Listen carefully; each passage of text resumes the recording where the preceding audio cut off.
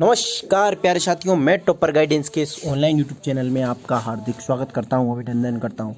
दोस्तों, आज हम जनरल साइंस के कुछ महत्वपूर्ण प्रश्नों को डिस्कस करेंगे और उनका विश्लेषण भी करेंगे। तो चलिए स्टार्ट करते हैं। दोस्तों, आज का पहला प्रश्न है, जो दिष्ट धारा की आवृत्ति है, इनमें से दिष्ट धारा की आवृत्ति क्या है? फ्रिक्वेंसी बतानी है आपको।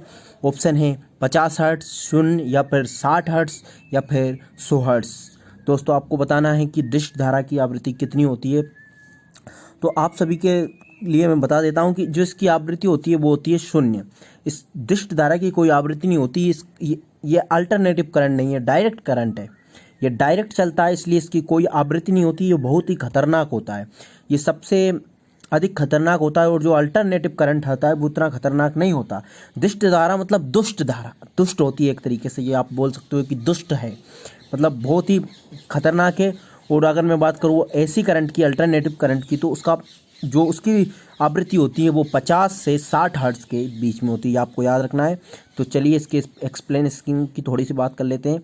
तो ये है डीसी करंट, 0 हर्ट्ज इसकी है, मतलब फ्रिक्वेंसी।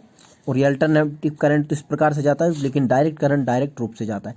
अगला प्रश्न आपके लिए है, कार्नोइट किसका अयस्क है?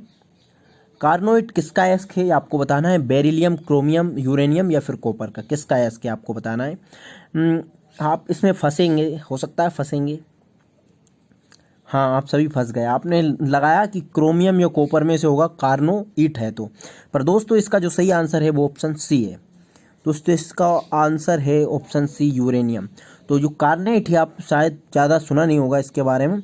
तो ये कार्नेट है वो किसका अयस्क है? यूरेनियम का। कार्नेट का देखिए, आप सूत्र देखोगे तो देखो K2UO2 का होल ट्वाइस।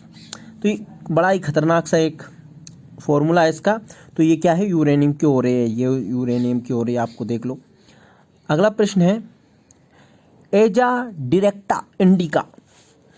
एजा डायरेक्टा इंडिका निम्न में से किसका वनस्पतिक नाम है? दोस्तों, आपसे पूछा गया है कि जो एजा डायरेक्टा इंडिका है वो किसका वैज्ञानिक नाम है। तो इसका बॉटनिकल नेम, तो आप बताओ, गुलाब के पौधे का है, सेब का है, नीम का है या मैंगो? दोस्तों, इसका जो सही आंसर है वो है ऑप्शन सी, नीम। दोस्तों, इसका जो आंसर है वो है नीम। एजा डायरेक्टा इंडिका क्या है कि जो नीम का पौधा है वो, उसमें लगभग 76 गुण होते हैं मेडिकल की दृष्टि से, चिकित्सा की दृष्टि से। आपने बचपन में देखा होगा कि आपके जब फोड़ा फुंसी हो जाते हैं तो जो नीम की छाल होती है, नीम की जो क्रस्ट होती है, उसे निकाल के एक पत्थर पर घिस लेते हैं, उसको फोड़ा फुंसी पर लगा लेते हैं तो वो बैठ जाती है। तो नीम में बहुत प्रकार के इसकी पत्ती खाई जाती हैं, तो ये आपको याद रखना है। ये देखिए, ये नीम, एजा डायरेक्टा इंडिका। चलिए अगले प्रश्न पर। आपसे पूछा गया है कि एक धागा वास्तव में स्टील के तार से अधिक मजबूत होता है। एक ऐसा धागा जो स्टील के तार से भी अधिक मजबूत होता है। ऑप्शन इस प्रकार से दिए गए हैं, ऊन, कपास, जूट या फिर नायलॉन। दोस्तों, आपको बताना है कि इसका जो सही आंसर है वो क्या है। तो दोस्तों, इसका जो सही आंसर है वो है ऑप्शन डी, नायलॉन। दोस्तों, नायलॉन इसका सही आंसर है। देखिए, क्या होता है कि जो नायलॉन होती है उसमें जंग भी नहीं लगती। क्या जो नायलॉन होती है उसमें जंग नहीं लगती, और स्टील में है क्या है, जंग लग जाती है। स्टेनलेस स्टील में जंग नहीं लगती, लेकिन स्टील में जंग लग जाती है। तो इसका क्या होता है कि नायलॉन को आर्टिफिशियल फाइबर है ये एक, और ये इस बहुत ज़्यादा मजबूत होता है, इसलिए ये नायलॉन के ही बनाए जाते हैं। नायलॉन के जूते चप्पल बनाए जाते हैं, और ये साथ में ये इनकी डोरियाँ बनाई जाती हैं। इसका तार बहुत ही ज़्यादा मजबूत होता है। ये देखिए, इस प्रकार से मैं एक इमेज भी लेके आने का प्रयास किया था। आपसे अगला प्रश्न है, पादप कोशिका की दीवार किसकी बनी होती है? Plant cell wall is made up glucose, fructose, sucrose या सेल्यूलोज। ये फ्री के नंबर है, फ्री के। अगर ये प्रश्न आपने एग्जाम में गलती कर दिया तो आप लगभग आपका सिलेक्शन होना ही नहीं है, आप बहुत पीछे चले गए। तो दोस्तों, जो पौधे की कोशिका, जो पौधे की दीवार बनी होती है, किसकी बनी होती है? सेल्यूलोज की। सेल्यूलोज की बनी होती है, आपको याद रखना है। पौधों की छाल, ये सेल्यूलोज बहुत अधिक हंड्रेड्स ऑफ ग्लूकोज से एक बने होता है ये पॉलीसेकेराइड।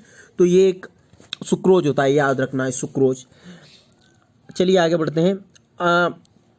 अगला प्रश्न है आपका, कवक के अध्ययन को किस नाम से जाना जाता है? Study of fungi is also known as cytology, myology, mycology या न्यूरोलॉजी। क्या है इसका सही आंसर दोस्तों? आपको बताना है कि इसका सही आंसर क्या है। ऑप्शन सी माइकोलॉजी इसका सही आंसर है। कवक के अध्ययन को क्या कहते हैं? हम माइकोलॉजी कहते हैं। ये रहा कुकुरमुत्ता, कुकुरमुत्ता बोलते हैं हमारे यहाँ, कुत्ते की टोपी बोलते हैं इसको, कुत्ते की टोपी बोलते हैं। मैं दोस्तों आपसे ये पूछना चाहूँगा कि जो कुकुरमुत्ता होता है, कुत्ते की टोपी होती है, हानिकारक होती है फायदेमंद? दोस्तों ये फायदेमंद होती है, आपको याद रखना है। इसकी बहुत सारी मेडिसिन बनाई जाती हैं, ये आपको याद रखना है, बहुत सारी मेडिसिन बनाई जाती हैं। चलिए आगे बढ़ते हैं इसी के साथ। अगला प्रश्न है वसा को पचाने वाले एंजाइम लाइपेज को निम्न में से किसके द्वारा स्थापित किया जाता है? ऑप्शन ए वृक्क, अग्नाशय, बड़ी आंत या फिर यकृत। दोस्तों आपसे पूछा गया है कि लाइपेज जो एंजाइम होता है जो वसा को पचाने का काम करता है वो कहाँ से स्थापित होता है, तो आपको बताना है। दोस्तों इसका जो सही आंसर है वो है पैनक्रियाज। पैनक्रियाज ऑप्शन 20 का राइट आंसर है। अग्नाशय इसका सही आंसर है। देखिए दोस्तों ऑप्शन 20 का सही आंसर है। ये देखिए, ये कुछ एक्सप्लेनेशन है लिवर। अब अगले प्रश्न पर चलते हैं। अगला प्रश्न है स्टडी ऑफ सोइल, मिट्टी के अध्ययन से संबंधित विज्ञान को क्या कहा जाता है? पेडोलॉजी या फिर पेडागोलॉजी या फिर इकोलॉजी या फिर पोमोलॉजी। दोस्तों आपको बताना है कि मिट्टी के अध्ययन को क्या कहा जाता है। तो इसका जो सही आंसर है वो है ऑप्शन ए पेडोलॉजी। पेडोलॉजी इसका राइट आंसर है। ये देखिए, मिट्टी के अध्ययन को कहा जाता है पेडोलॉजी।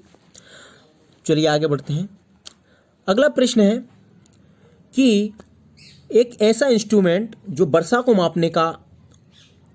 मापता है, तो वर्षा के माप को मापने वाले उपकरण को क्या कहते हैं? क्या ल्यूसीमीटर कहा जाता है, या गैलेक्टोमीटर कहा जाता है, या हाइटोमीटर कहा जाता है, या फिर हाइग्रोमीटर कहा जाता है? दोस्तों इसका जो सही आंसर है वो है ऑप्शन सी हाइटोमीटर। ये देखिए, ये इस प्रकार का हाइटोमीटर होता है। ये इंस्ट्रूमेंट है जो वर्षा को मापता है। ये देख लीजिए, आपको इमेज लेके आए हम आपके सामने। अगला प्रश्न आपके लिए ये है दोस्तों, मानव शरीर की दूसरी सबसे बड़ी ग्रंथि कौन सी है? दोस्तों आपसे पूछा गया है कि मानव शरीर की जो दूसरी सबसे बड़ी ग्रंथि है वो कौन सी है? यकृत, बड़ी आंत, वृक्क या अग्नाशय। दोस्तों इसका जो सही आंसर है वो ऑप्शन डी पैनक्रियास है। ये मानव शरीर की दूसरी सबसे बड़ी ग्रंथि है। ये देखिए, लिवर इसका सही आंसर, लिवर के बाद जो सबसे बड़ी ग्रंथि है वो होती है पैनक्रियास। अग्नाशय दोस्तों आपको याद रखना है ये। अगला प्रश्न है ज़ाचरियास जेनेस ने किसका आविष्कार किया था? दोस्तों आपसे पूछा गया है कि जो ज़ाचरियास जेनेस ने किसका आविष्कार किया था? जेट इंजन का, रेडियम का, माइक्रोस्कोप का या फिर इलेक्ट्रिक लैम्प का? दोस्तों इसका जो सही आंसर है वो है माइक्रोस्कोप। ज़ाचरियास जेनेस ने किसका आविष्कार किया था? माइक्रोस्कोप का आविष्कार किया था। दोस्तों ये हैं ज़ाचरियास जेनेस साहब।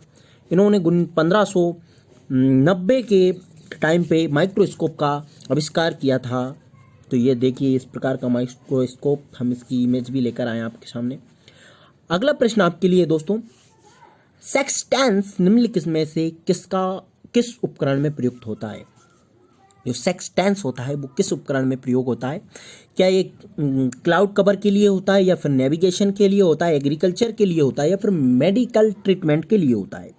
दोस्तों जो सेक्सटेंस का जो यूज़ किया जाता है वो नेविगेशन के लिए किया जाता है। नेविगेशन के लिए किया जाता है। इसमें लगभग 60 के लगभग सर्किल्स होती हैं। ये देखिए, ये होता है सेक्सटेंस। ये आपको देख लो, आप देखोगे नेविगेशन, संचार के लिए इसका यूज़ किया जाता है। इस प्रकार की ये इमेज आप देख लिया करें। चलिए आगे बढ़ते हैं। निम्न में से किसका उपयोग साबुन निर्माण में किया जाता है? दोस्तों आपसे पूछा गया है कि इन मोम, मोबिल ऑयल, मिट्टी का तेल या फिर वनस्पतिक तेल, इसमें से किसका उपयोग साबुन के निर्माण में किया जाता है? दोस्तों इसका जो सही आंसर है वो है ऑप्शन डी। जो वेजिटेबल ऑयल है, वनस्पतिक तेल है, उसका यूज साबुन निर्माण में किया जाता है। ये देखिए, एनिमल फैट और vegetable oil 100% pure distilled water. तो ये आपको याद रखना है। अगला प्रश्न है आपके सामने, आप देखिए, अमीनो एसिड किसके संश्लेषण के लिए आवश्यक है? जो अमीनो एसिड है वो किसके संश्लेषण के लिए आवश्यक है दोस्तों, आपसे पूछा गया है। क्या एल्कलॉइड के लिए, लिपिड के लिए, प्रोटीन के लिए, विटामिन के लिए? देखिए दोस्तों, जो अमीनो एसिड है वो उस जो प्रोटीन के संश्लेषण के लिए बहुत अधिक आवश्यक है। दोस्तों आपको याद रखना है कि जो अमीनो एसिड किसके संश्लेषण के लिए आवश्यक है, तो प्रोटीन के संश्लेषण के लिए आवश्यक है। ये देखिए एक डायग्राम है, बेहतरीन डायग्राम है, आप इसका स्क्रीनशॉट लेकर इसको समझने का प्रयास करें, ये आपके लिए बहुत ही हेल्पफुल साबित होगा। तो चलिए आगे बढ़ते हैं। ब्राइट्स रोग का मानव शरीर पर क्या प्रभाव पड़ता है?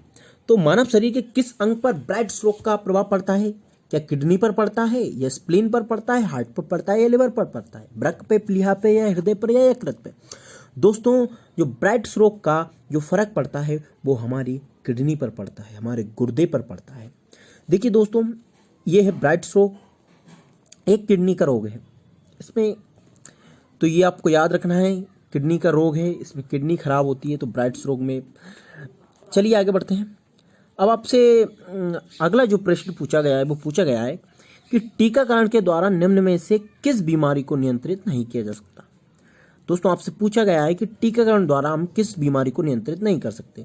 तो क्या मधुमेह को, या फिर पीलिया को, या फिर ब्लूपिंग कफ को, या स्मॉल पॉक्स को? दोस्तों हम टीकाकरण के द्वारा मधुमेह, डायबिटीज को कंट्रोल नहीं कर सकते, डायबिटीज को हम कंट्रोल नहीं कर सकते, टीकाकरण के द्वारा हम नहीं कर सकते। तो ये आपको याद रखना है, ऑप्शन इसका राइट आंसर है। जबकि पोलियो, ब्लूम कफ या स्मॉल पॉक्स को हम कंट्रोल कर सकते हैं वैक्सीन से, जबकि डायबिटीज को हम कंट्रोल नहीं कर सकते, वैक्सीन के द्वारा हम डायबिटीज को कंट्रोल नहीं कर सकते। चलो अगला प्रश्न है आपके सामने, ह्यूमस किसका उदाहरण है? आपको बताना है कि दोस्तों आपने ह्यूमस शब्द कहाँ पर सुना है। आपको दिमाग लगाना है दोस्तों कि ह्यूमस शब्द आपने कहाँ पर सुना है। क्या आपने अस्थि के संबंध, बोन के संबंध में सुना है, या क्रिस्टलाइट के संबंध में सुना है, या सॉइल स्ट्रक्चर, मृदा के संबंध में इसका नाम सुना है, मिट्टी के संबंध में इसका नाम सुना है, या फिर आपने इसका नाम नहीं सुना है? Known of these. दोस्तों जो ह्यूमस का आपने नाम सुना है वो सुना है मृदा की संरचना, सॉइल स्ट्रक्चर में, डर्ट ऑफ सॉइल विच। देखिए ये एक इमेज लाने का प्रयास किया है मैंने ह्यूमस का, ये आपको याद रखना है। थोड़ा इनको थोड़ा गौर से देखें ताकि एक प्रश्न आपके जहन में बैठ जाए। इसी के साथ मैं अगले प्रश्न पर जाना चाहूँगा। देखिए अगला प्रश्न आपसे पूछा गया है कि जो सीमेंस किस भौतिक मात्रा को नापा जाता है? आप सीमेंस में किस भौतिक मात्रा को नापते हो? क्या आप इलेक्ट्रिक क्षमता को नापते हो, या फिर विद्युत चालकता को नापते हो, या विद्युत प्रवाह को नापते हो, या फिर आप अपवर्तक सूचकांक को नापते हो? दोस्तों इसका जो सही आंसर है वो है ऑप्शन बी, विद्युत चालकता। हम इलेक्ट्रिकल कंडक्शन को सीमेंस के द्वारा नापते हैं, क्योंकि इसकी खोज भी सीमेंस साहब ने की थी। ये देख लीजिए, ये सीमेंस से इलेक्ट्रिक कंडक्शन की इसकी खोज की थी। दोस्तों सीमेंस ही नहीं, इसकी इकाई बहुत सारी हैं, ये आपको याद रखना है, हेनरी वगैरह, वेबर, इसकी बहुत सारी इकाई हैं, तो उसकी स्टेजों के ऊपर डिपेंड करता है ये सारी चीज़ें। अब ये आपसे अगला प्रश्न है कि पहले भारतीय का नाम बताइए जिन्होंने भौतिकी में नोबेल पुरस्कार मिला है। दोस्तों मेरे हिसाब से ये क्वेश्चन, मेरे जो टॉप 20 जी के क्वेश्चन सीरीज के पार्ट हुए हैं उनमें 3-4 बार ये क्वेश्चन रिपीट हुआ है। दोस्तों आपको बताना है कि भौतिकी के क्षेत्र में पहला नोबेल पुरस्कार किसको मिला? तो सीवी रमन साहब को 1930 में, सीवी रमन साहब को 1930 में ये प्राइज़ मिला। सीवी रमन साहब को 1930 में ये प्राइज़ मिला।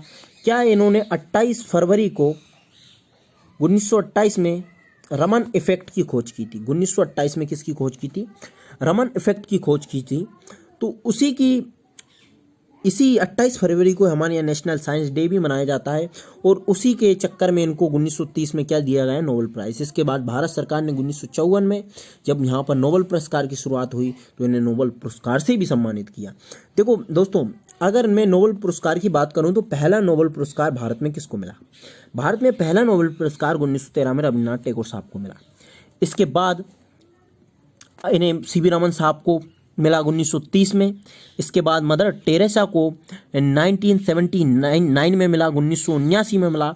इसके बाद बात करूं मैं तो जो 14वें दलाई लामा थे उन्हें मिला 1989 में। इसके बाद जो अब्दुल सलाम को मिला, मोहम्मद यूनुस को मिला। बहुत सारे हैं जिन शख्सियत को नोबेल पुरस्कार मिला। BS नौपाल को मिला, प्रोफेसर अमर्त्य सेन को मिला, कैलाश सत्यार्थी जी को मिला। तो ये बहुत सारी शख्सियत हैं जिनको नोबेल पुरस्कार से सम्मानित किया गया। अगला और आज का अंतिम प्रश्न है दोस्तों, जिसका आंसर आपको कमेंट बॉक्स में बताना है। निम्नलिखित में से कौन सा केवल कार्बन से बना है? दोस्तों आपको बताना है कि which of the following is made up of carbon only. क्या केबलर है इसका आंसर, लैक्सन है, ग्राफीन है या फिर स्पाइडर सिल्क है? दोस्तों इसका जो आंसर आपको है दोस्तों कमेंट बॉक्स में बताना है। और इसी के साथ में आपसे एक रिक्वेस्ट है मेरी, यदि आपको मेरे सेशंस पसंद आ रहे हैं तो आप वीडियो को लाइक करें, कमेंट करें और सब्सक्राइब भी कर लें। आप सभी का प्यार और सपोर्ट के लिए बहुत बहुत धन्यवाद।